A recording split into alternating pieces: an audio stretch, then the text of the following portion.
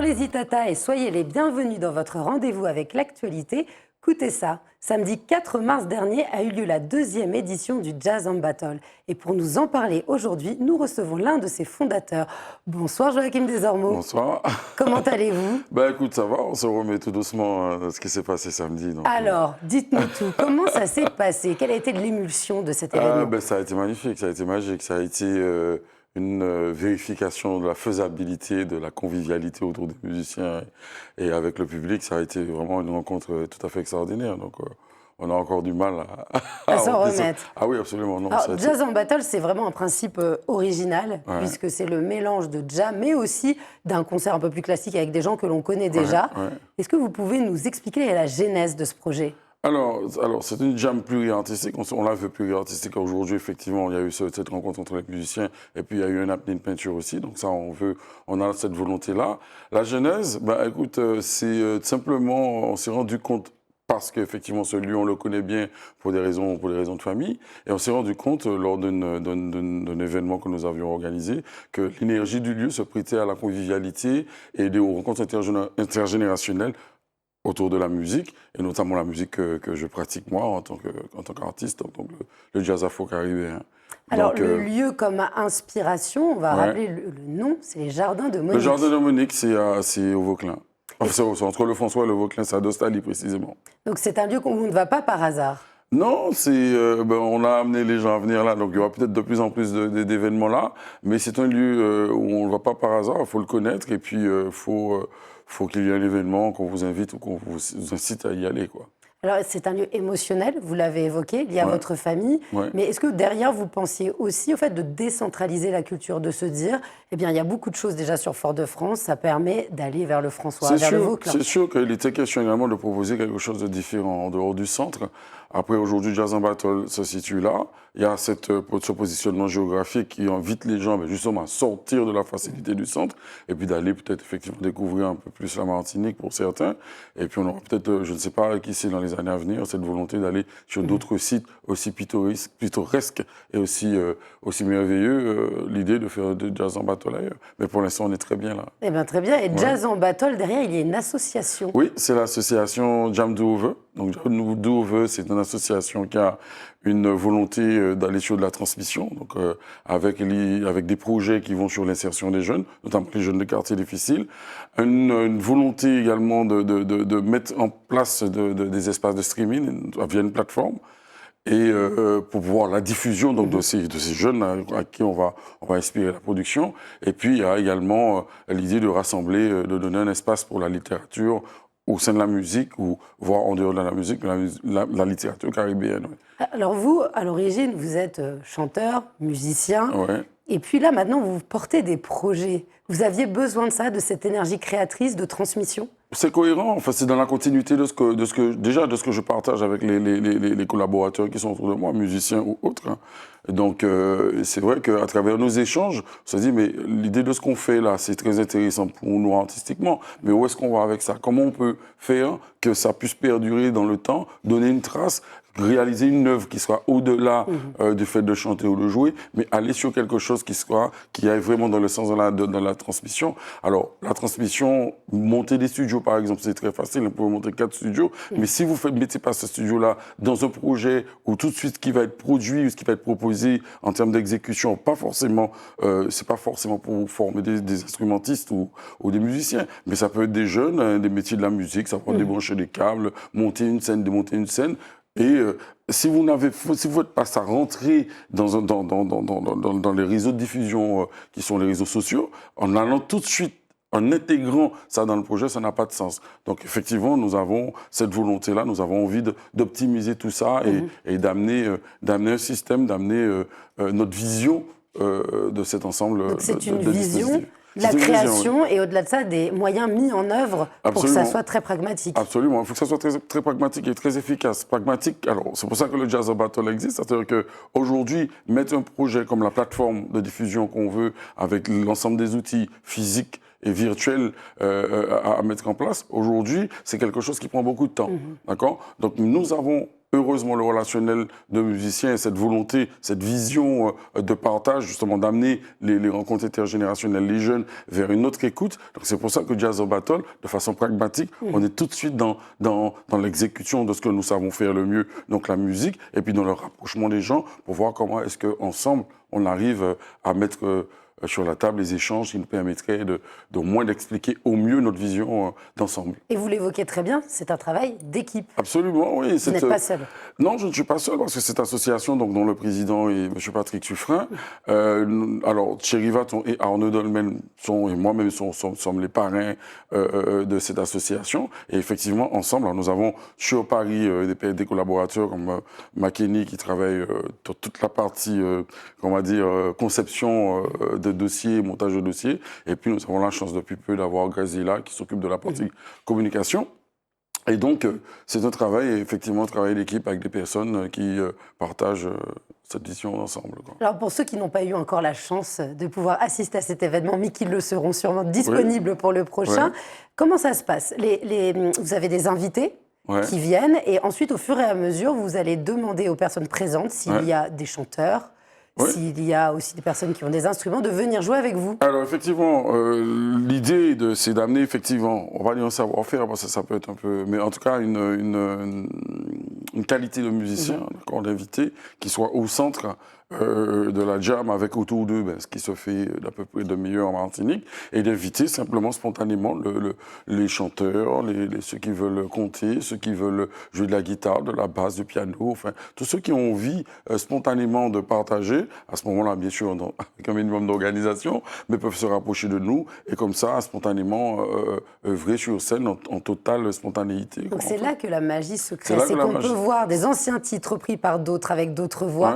d'autres tacitures, et puis un rythme différent. C'est vraiment Alors ça formidable. peut être des anciens titres, et puis ça peut être des titres qui se créent spontanément. Donc c'est un laboratoire. Absolument, c'est là l'idée du laboratoire, c'est-à-dire qu'on sait qu'on y va, on ne sait pas où on va, mais on sait qu'on y va, et on est certain qu'on y va de la façon la plus précise, puisque sur scène, il y a des musiciens qui sont de très bonne qualité. Et surtout, ça rend ce monde de la musique accessible, parce que souvent, avec les médias, on voit les concerts, les vidéos, on écoute la musique, mais on vous imagine très loin de ceux qui sont les premiers à apprécier. Jazz Battle a cette volonté aussi, c'est de casser la distance entre les musiciens et le public. On a toujours le concert là-bas et les musiciens, donc il y a une espèce de monde où des fois, bon, même si on aime ou on n'aime pas, mais il y a cette distance.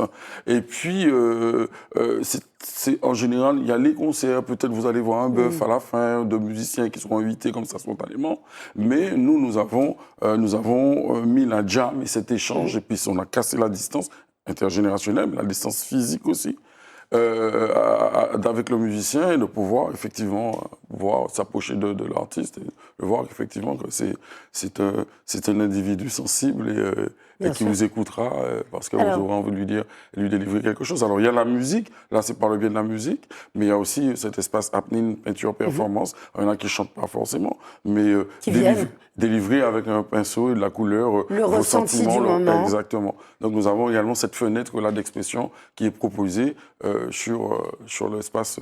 Et tout autour de l'événement, il y avait aussi des personnes qui vendaient, que ce soit culinaire. Il y avait un savoir-faire culinaire qui était là, et puis il y avait également un exploitant de miel. Enfin bon, il y avait quand même pas mal de pôles où on pouvait aller voir ce qui se fait de mieux en Martinique. Alors finalement, cet événement, il est pluridisciplinaire, il est très transversal, mais à l'image de votre art à vous. Oui, c'est vrai. C'est vous qui me le dites. C'est un constat, je vous l'affirme. D'ailleurs, vous êtes à l'origine de quelque chose de très original, avec des scènes, des actes très théâtrales. Votre musique en 3 volumes. Oui, alors 3 volumes parce qu'il y a 3 individus et puis je vais vous expliquer pourquoi on est parti sur ça. Juste avant le Covid, l'idée c'était de faire un album complet. Et il s'est avéré qu'il y a eu, le monde a basculé dans un autre mood avec le Covid, on ne savait pas où on allait, le temps s'est arrêté. Et j'ai pas eu envie de subir ce temps qui s'arrêtait. Donc je me suis dit, comme il est en train de s'arrêter, je vais encore le ralentir. C'est presque de la physique quantique. Je vais encore le ralentir et je vais le diviser en 3 temps. Je vais prendre le temps de faire cet album, le temps d'y mettre les inspirations, de trouver les musiciens qui s'adaptent. Parce que effectivement, je travaille avec Thierry Vaton et Arnaud Dolmen, donc on est l'un à la direction artistique, l'autre est force de proposition, et puis forcément dans l'exécution aussi. Mais on n'est pas que trois, parce qu'il y a tout un réseau de musiciens. Après, ces musiciens qui sont intervenus dans ce projet, ça a été à la qualité de la relation et de l'échange que j'avais avec eux, pas tant leurs compétences d'instrumentistes, mais également les personnes. Donc on a décidé de prendre le temps je me suis à l'initiative, mais parce que Thierry et Arnaud m'ont suivi, on a décidé de prendre le temps en 3 actes de délivrer ces titres, un peu comme les rappeurs le font, titre par titre, voire comme single. Dans ce triptyque, chaque, on va dire, période, chaque étape est complémentaire de l'autre. Chacune raconte une histoire différente. Absolument, absolument. Parce que comme je m'exprime essentiellement en créole et je chante essentiellement en créole. Et le créole a cette façon de nous permettre de construire des images. Donc forcément, je raconte des histoires qui sont, comment dire, comme un plasticien mettrait des couleurs et agencerait pour exprimer quelque chose d'abstrait. Mais le regard... Alors, quelle serait la partie la plus personnelle des trois qui vous touche le plus? Non, je crois que c'est tout est personnel dans ce projet-là. Parce que même si je ne raconte pas une histoire qui est la mienne, mais l'expérience des autres, c'est mon expérience aussi. Donc je fais corps des expériences et de tout ce qui est dit. Tout est issu de ma vision des choses, quoi. Et puis ce qui vous caractérise, c'est quand même la générosité. Parce que généreux, vous l'êtes en produisant beaucoup de musique, dont un triptyque, et puis aussi en mettant en place des projets qui vont amener la musique à rayonner, qui vont aussi la rendre accessible à des personnes qui sont peut-être dans des villes un peu plus reculées, qui ne vont pas forcément sur Fort-de-France. C'est l'amour de l'autre qui vous booste? Oui, c'est juste un retour, parce que c'est ce que je vis. Je vis ça. J'ai la chance d'avoir des musiciens qui sont totalement acquis aux idées, qui m'écoutent, avec qui je partage une vision. Et ils sont extrêmement généreux avec moi dans leur inspiration, et puis dans la proposition, dans le suivi, la direction artistique. J'ai cette chance, donc c'est un juste retour. Et puis je crois que c'est naturellement, on s'est rendu compte qu'on était comme ça. Et puis c'est un phénomène de multiplication, en fait, cette générosité-là. On s'enchaîne comme Bien ça sûr. dans l'idée de donner à l'autre. Et ça vous tient beaucoup à cœur. Oui, et là, parce que sinon ça n'aurait pas de sens. Et là, nous sommes la semaine du 8 mars, la journée du droit international des femmes. Le monde du jazz est quand même très masculin en général, et puis on remarque que les femmes sont plutôt vers le chant. Vous êtes sensible à ça? Est-ce que vous aimeriez aussi rendre accessible la scène à des trompettistes féminines? Il faut du moment qu'elle est là et moi je suis pas du tout, comment dire, macho, on va dire. En tout cas, je suis pas un instrumentiste musicien macho. Non, je suis complètement ouvert. Après, moi je suis asexué pour ce qui est de la partie musicale, quoi. Je veux que ça soit là, je concert le 13 mai. La bassiste est une bassiste, donc ça s'appelle Thérèse Henry, donc je suis complètement ouvert. Maintenant, il faudrait qu'il y en ait, malheureusement, il n'y en a pas beaucoup. Ou alors celles qui sont là, des fois, peuvent être un peu timides. Mais, mais au contraire, bien au contraire. Il faut promouvoir cet art. Donc là, le Jazz en Battle, 2e édition. La première, c'était vraiment le commencement. Là, c'était samedi dernier. À quand la 3e édition? C'est ça le Jazz en Battle, c'est qu'il a ce côté, il est spontané, donc ça ne devrait pas tarder, mais on se réserve le droit de diffuser la date précise. Mais par contre, on invite le public à se maintenir prêt, parce que ça va être encore aussi bien, et chaque fois on va essayer d'amener encore plus de performance et de précision, performance artistique, j'entends, et de précision musicale. À chaque édition. Et on précise que cet événement est tout public. C'est-à-dire que c'est quand même sur une bonne partie de l'après-midi. Il y a aussi des jeux pour enfants, c'est en extérieur. Absolument. On peut venir vous parler. On peut aussi parler aux autres musiciens. Et puis, il y a ce temps qui passe, on prend le temps, on va déguster quelque chose. Ensuite, on écoute la musique, on peut jouer et chanter. Oui, absolument. Et puis, on ne voit pas le temps passer. Je crois que vous en êtes Oui, j'en suis témoin. On ne voit pas le temps passer, quoi. Voilà. Tout à fait. Je vous remercie beaucoup, monsieur Desormeaux, d'être venu. Et puis, vous êtes ici chez vous. Je vous dis à très vite pour la 3e édition. Et puis, le prochain triptyque, peut-être. Oui, mais de toute façon, là, on a clôturé le 2e volet du triptyque, donc au mois de février, avec un titre qui s'appelle Conticano. Et là, on va ouvrir le 3e volet, donc qui va aller sur l'année 2023.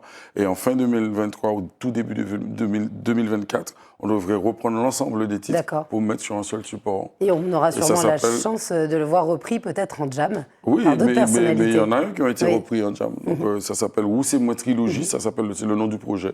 Où c'est moi trilogie avec Thierry Vaton, Arnaud Dolmen à la direction artistique et moi-même. Et puis beaucoup de musiciens autour de nous.